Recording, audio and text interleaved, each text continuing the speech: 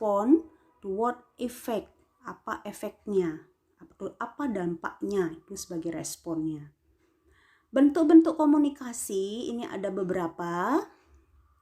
Ya, komunikasi interpersonal, komunikasi intrapersonal, komunikasi kelompok, komunikasi publik, kemudian komunikasi organisasi dan komunikasi massa. Komunikasi intrapersonal yang pertama yaitu komunikasi dengan diri sendiri, baik disadari atau tidak disadari. Komunikasi interpersonal artinya komunikasi antar pribadi di mana proses berkomunikasi antara satu individu dengan individu lainnya. Kemudian komunikasi kelompok artinya komunikasi yang terjadi dalam sekumpulan orang yang mempunyai tujuan yang sama. Kemudian komunikasi publik, komunikasi antara seseorang berpembicara dengan sejumlah besar orang atau khayal ramai yang tidak dikenali satu persatu. Terus komunikasi organisasi artinya komunikasi yang terjadi dalam suatu organisasi yang dapat bersifat formal maupun informal, berlangsung dalam suatu jaringan yang lebih besar daripada suatu perkumpulan kecil. Komunikasi massa artinya komunikasi yang menggunakan media massa entah elektronik maupun media tulis. Terus komunikasi yang bagaimana yang dibilang efektif? Ini ada dua, yaitu menurut Stewart, L. Tubbs, dan Sylvia Moss ada 5 hal yang dianggap komunikasi yang efektif. Ya. Yang pertama, menyampaikan informasi dan menghasilkan pengertian. Yang kedua, menghasilkan kesenangan. Yang ketiga, mempengaruhi sikap. Yang keempat, menghasilkan hubungan sosial yang baik. Yang kelima, menghasilkan tindakan nyata. Kemudian media komunikasi itu ada berapa jenis? Ya, kita lihat ada beberapa ya. Yang pertama media pendengaran atau audio, kaset contohnya, radio, telepon, handy-talkie, beduk, kentongan. Itu hanya bisa didengar, tidak bisa dilihat. Sedangkan nomor B media penglihatan atau visual. Berarti tidak bisa didengar, kalau penglihatan hanya bisa diamati dan dilihat. Surat, poster, spanduk, pengumuman, iklan, slide. Nah, slide. Terus media pendengaran dan penglihatan, audio dan visual. Audio visual contohnya televisi, film. Jenis-jenis komunikasi. Ada beberapa ya, komunikasi formal dan informal, komunikasi satu arah dan dua arah, komunikasi lisan, kemudian komunikasi tulis. Komunikasi formal dan informal. Komunikasi formal adalah komunikasi yang mengikuti aturan yang dipakai di tempat tersebut. Ya, seperti ini, rapat seorang pimpinan dengan anak buahnya. Komunikasi informal adalah komunikasi yang terjadi di luar dan tidak tergantung pada aturan yang berlaku. Ya, ini seperti antar sesama karyawan, tidak dengan pimpinan.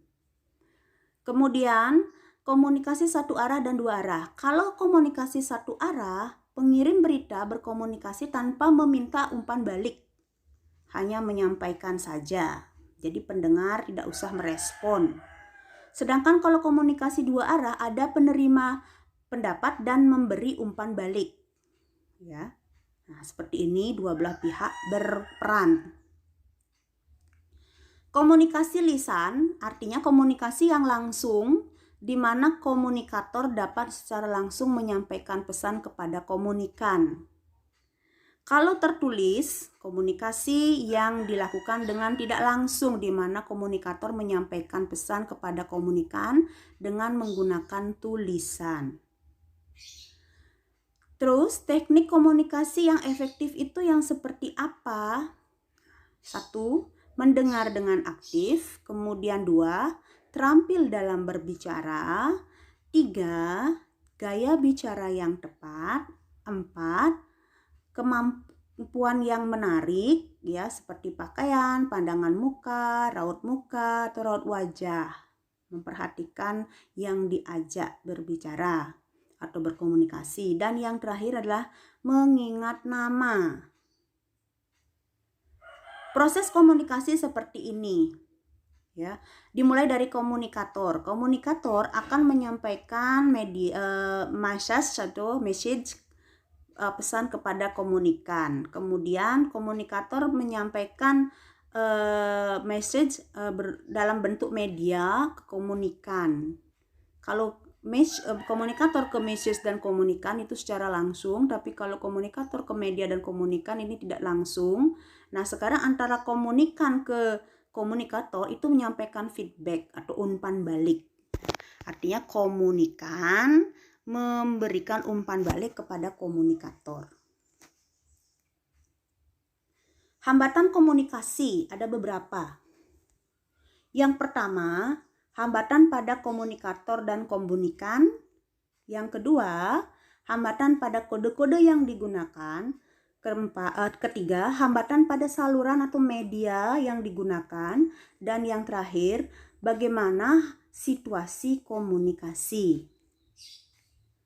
Terus berbicara yang efektif itu yang seperti apa? Pertama-tama kita tetapkan dulu sasarannya. Kemudian kenali pendengarnya. Terus pelajari tempat dan sarananya.